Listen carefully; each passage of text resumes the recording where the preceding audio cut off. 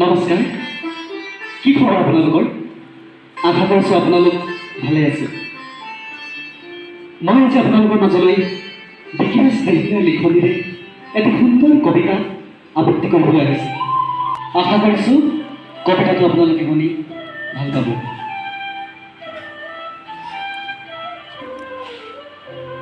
এদিন মই বিকলন জনকপুৰ ভালপোৱাৰ পিয়লাত ভৰাই মাতাল হৈ চিঞৰিম আৰু হৈ পৰিম নিয়ৰত উমৰত মৰি দূৰ আকাশলৈ চাই তৰাবোৰক এবাৰ জোকাই চাম আৰু লাজতে ঘৰবোৰবোৰক আজৰি আনি মোৰ খিৰিকীৰ মুখত সজাম।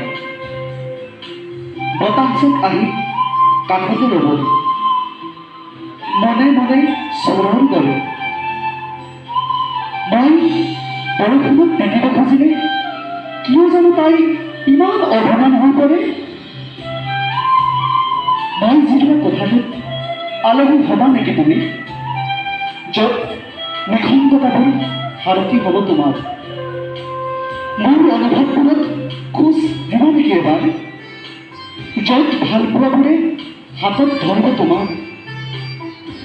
নিশাৰ আকাশখন চাবা নেকি মোৰ সৈতে এবাৰ, য'ত অমাৱস্যাৰ জন্তীও জোকাব তোমাক?